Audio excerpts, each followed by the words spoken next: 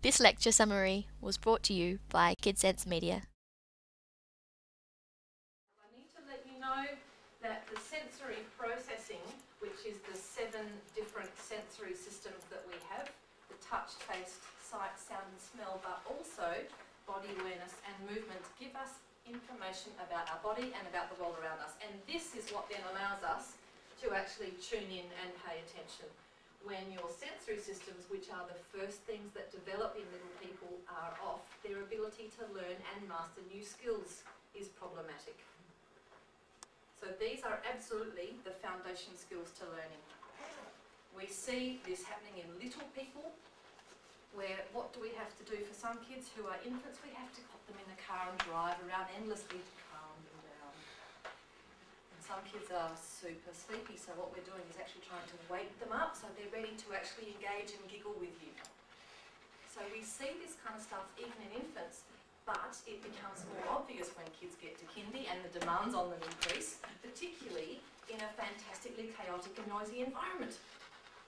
So what we often see is that kids can have difficulty within the kindy environment because they've gone from a quieter, to some extent, home environment where things can flex around them, but all of a sudden they need to fit into a different kind of environment, and their ability to manage that additional sensory input may be tricky, which means they look like they're ratty and high alertness level and therefore can't settle to a task to benefit from it. These are the kids you set them up at the table to do an activity, you turn your back and boom, they're gone.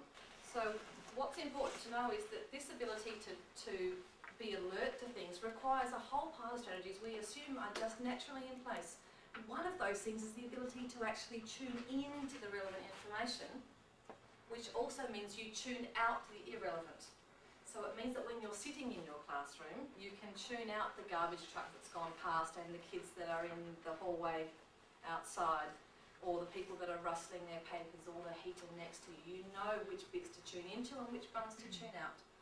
You and I can tune into the feeling of clothing on your skin, but for the most part you tune it out. You don't need to be aware of that. The great thing is that you and I have control over that. Some kids, though, are so bothered by the tags in their shirts, that takes priority. So tuning into your voice is really secondary on their list. I feel the need to talk very quickly about the fact that we respond to sensory input in 2 different ways. One is to overreact and one is to underreact. It's important to recognise this, however, it's not going to influence your processing in general tonight, because what you're going to recognise is that some people are very overreactive to information.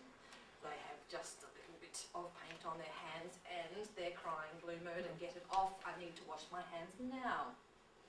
Or I can't use that glue because it's smelly. Or my personal favourite, the gagging. It's sometimes in response to things like fruit in yogurt, but sometimes it's in response to all sorts of other things, like sitting next to someone that's eating a banana. So sometimes it's not just about my own body, but it's the world around me. There are some kids also that are underreactive, so these tend to be the ones that look a bit like this. They look sleepy and lethargic, and they probably take a longer time to process the information that's coming to them, which means they're not hugely high on the initiation factor. These are the people you have to remind constantly. Johnny, I said it's pack up time. Come on, Johnny, off you go. And you get into that lovely rhythmic tone of voice when you're trying to not lose your calm. The theory is that you and I process information in a fairly typical manner, so we don't overreact, we don't underreact. This is a fantastic theory. However, of course, this ineffective processing is possible at each of our 7 different sensory system levels. The quick thing to recognise is that for all of us, our readiness to learn is set somewhat like a thermostat, which is that you have let's just say the ideal readiness for any activity will vary. So the ideal alertness for lying on the couch on Sunday morning reading your newspaper is quite different to the alertness you need to be doing a job interview, for example. The difference is that you and I have control over varying that alertness level, because our alertness level is going to be set quite wide so that we can actually deviate either side of this ideal alertness level, which is sensory related. Some of our students, though, have an alertness level that is set very low, So they have to work really, really hard to get their alertness level to this just right learning place. Or their alertness level is set too high. So again, they have to work really hard. But the thing that I find most difficult are not these where we know where students are on either side, but it's actually the ones that manage to bounce between those two and instead have a really narrow range of just right. So there are moments where you see that they're really switched on, but they just don't stay there.